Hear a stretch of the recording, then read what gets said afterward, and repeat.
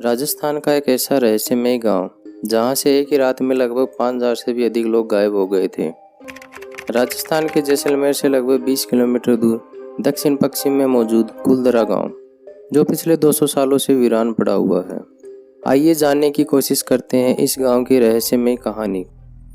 Hello दोस्तों, नमस्कार। मेरा नाम है रविकांत बगड़िया और आप लोगों का बहुत बहुत स्वागत है आरवी बगड़िया चैनल पर।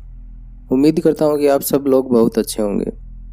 कहते हैं कि अगर एक साथ मिलजुल कर रहे तो हर मुसीबत का सामना हम बड़ी ही आसानी से कर सकते हैं।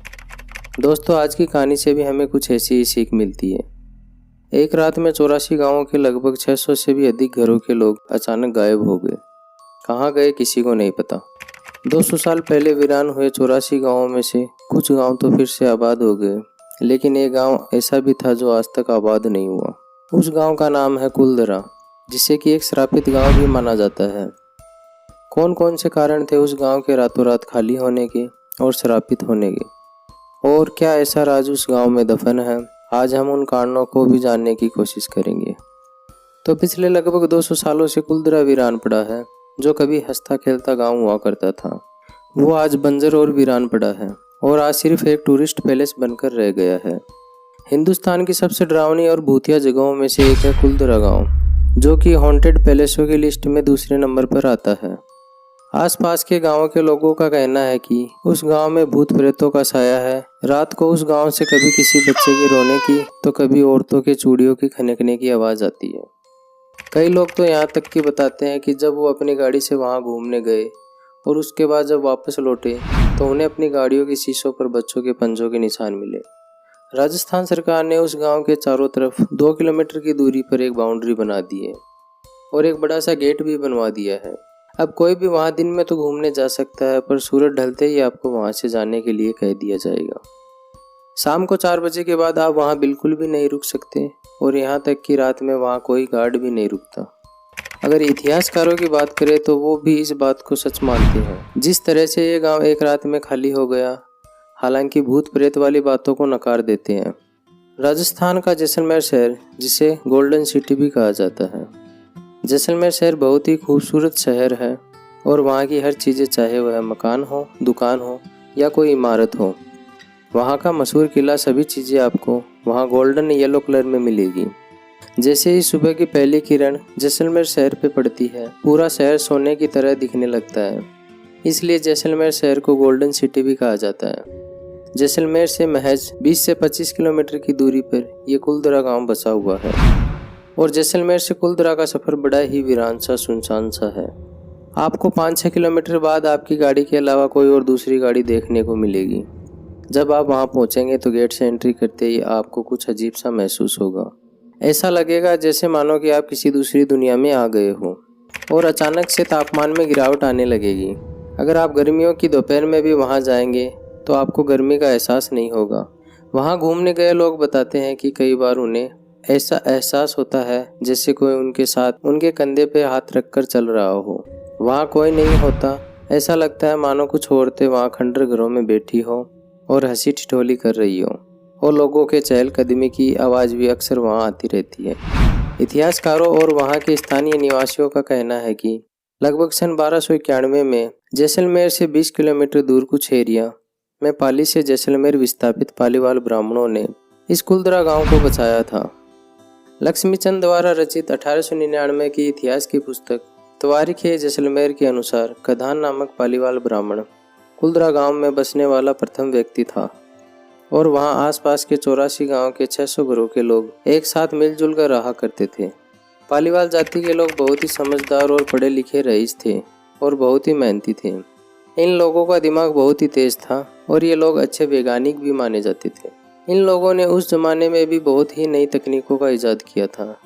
इन्होंने बहुत ही वैज्ञानिक तरीकों से अपने घरों को बना रखा था और काफ़ी घर आज भी वहाँ मौजूद है और यह अभी भी बिल्कुल नए जैसे लगते हैं। गर्मी में 45 डिग्री के तापमान में भी इन वीरान पड़े मकानों में जाएंगे तो आपको शीतलता का अनुभव होगा।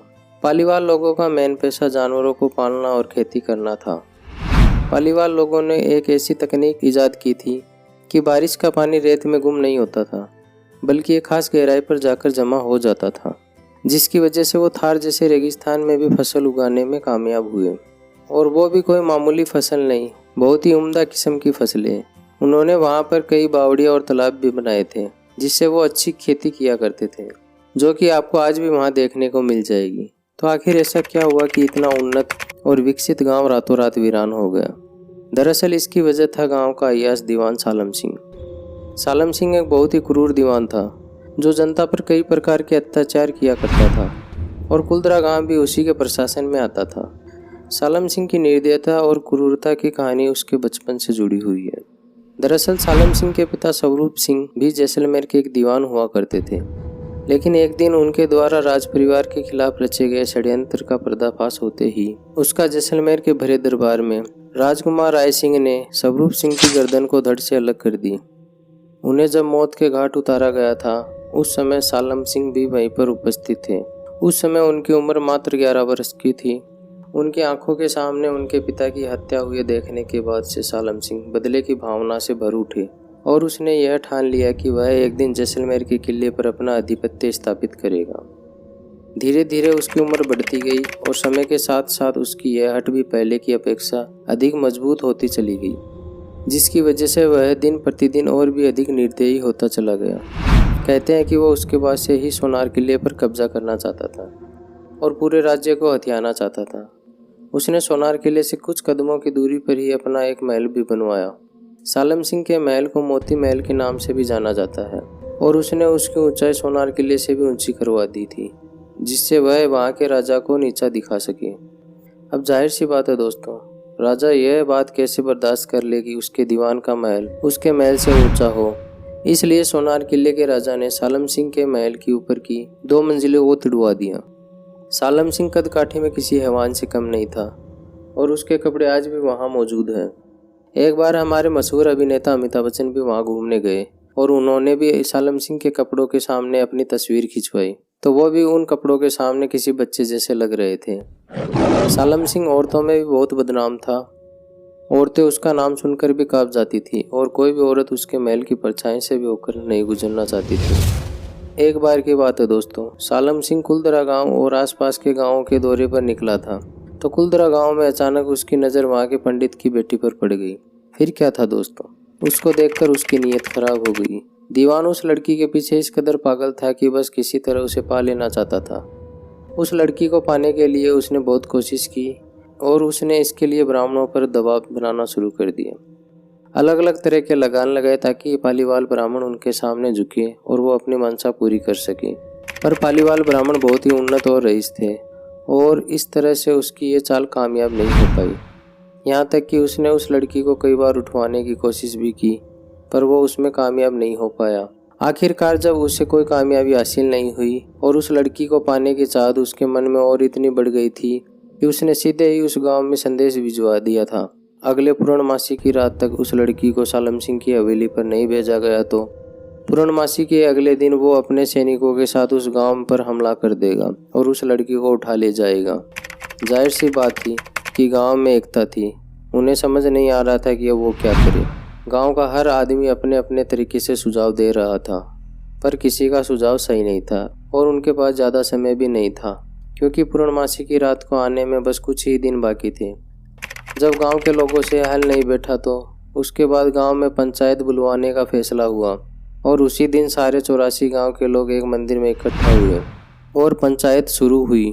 कुछ लोगों ने बोला कि हम उन लोगों से लड़ेंगे, पर वो कुछ 1000 लोग इतनी बड़ी सेना का सामना नहीं कर सकते थे, जिसकी वजह से प्लान भी उनका काम नहीं आया।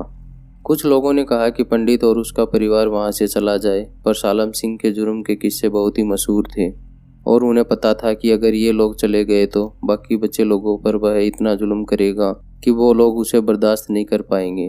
अंत में सभी 84 गांव के लोगों ने एक मत में फैसला लिया कि वो सभी एक साथ उस गांव को चुपचाप खाली कर देंगे। उनका कहना था कि हम अपनी इज्जत का सौदा नहीं करेंगे, चाहे कुछ भी हो जाए। और शायद यही फ़र्क था उस टाइम के लोगों में और आज के लोगों में। वो सारे लोग जिस तरह से एक लड़की की इज्जत को बचाने के लिए एक साथ आए और आजकल के लोगों को सिर्फ अपने आप से मतलब रहता है, चाहे उसके पड़ोसी के साथ कुछ भी गलत क्यों ना हो रहा हो, उससे उसे कोई फर्क नहीं पड़ता। और शायद यही चीज़ उन लोगों में नहीं थी। खैर, ये तो हुई इंसानियत की बात। अब आते हैं कहानी की तरफ। जब गांव छोड़ने का फैसला हुआ तो उन्हें पता था कि अगर इसमें जरा सी भी देर हुई तो ये बात कहीं ना कहीं से सालम सिंह के कानों तक पहुंच जाएगी। तब इन लोगों ने फैसला लिया कि ये लोग उसी रात गांव को छोड़ देंगे और लोगों से कहा गया कि अपने साथ सिर्फ सबसे ज़रूरी और कीमती सामान ही लेकर चले। उसके बाद लोगों ने जल्दी जल्दी में अपनी ज़रूरी और कीमती सामान को उठाया और बाकी सामान जैसे पड़ा था वैसे ही छोड़कर चल दिए। किसी के बर्तन जैसे थे वैसे ही पड़े हैं, किसी ने अगर कपड़े सुखा रखे हैं तो वैसे ही पड़े हैं, किसी के जूठे बर्तन जैसे थे वैसे ही पड़े हैं। चूल्हे में जलती आग को वैसे ही छोड़कर और अपने उस हंसते खेलते गांव को छोड़कर कतार में एक साथ उसी रात खामोशी से निकल गए और जाते जाते उस गांव को एक श्राप दिया कि आज के बाद यह गांव कभी नहीं बसेगा और यहाँ जो भी बसने की कोशिश करेगा उसका कभी अच्छा नहीं होगा और वो कभी खुश नहीं रह पाएगा। उसके बाद वो रात तो बीत गई और 2-3 दिन और भी बीत गए और पूर्णमासी की रात को वो लड़की सालम सिंह की हवेली पर नहीं आई। तो अगले दिन जैसा कि उसने कहा था, अपनी सेना के साथ दीवान सालम सिंह गुस्से में कुलदरा गांव की तरफ बढ़ता है और जब वो कुलदरा पहुंचता है तो उसके होश उड़ गए। उसे चारों तरफ बस सन्नाटा ही नजर आता है। वो पूरे 84 गांव को छान मारता है पर उसे वहाँ कोई एक शख्स भी नजर नहीं आता है। बाद में उसने अपने सैनिकों से वहाँ खुदाई भी करवाई क्योंकि सालम सिंह जानता था पालीवाल लोग बहुत ही अमीर होते हैं। उस खुदाई में उसे कुछ मिला या नहीं इसके बारे में कोई जानकारी नहीं है। उसके बाद उनके सैनिकों ने भी वहाँ बसने की कोशिश की क्योंकि कुलदरा गांव बहुत ही अच्छा बसा हुआ और वहाँ किसी भी चीज़ की कमी नहीं थी, पर वो कभी बस नहीं पाए और उनके साथ कभी अच्छा नहीं हुआ। कहते हैं कि जो व्यक्ति एक रात उस गांव में रुक जाता है तो उसकी दूसरी सुबह होती ही नहीं है। कई लोग उस गांव में बसने के लिए गए तो सही पर कभी वापस नहीं आए।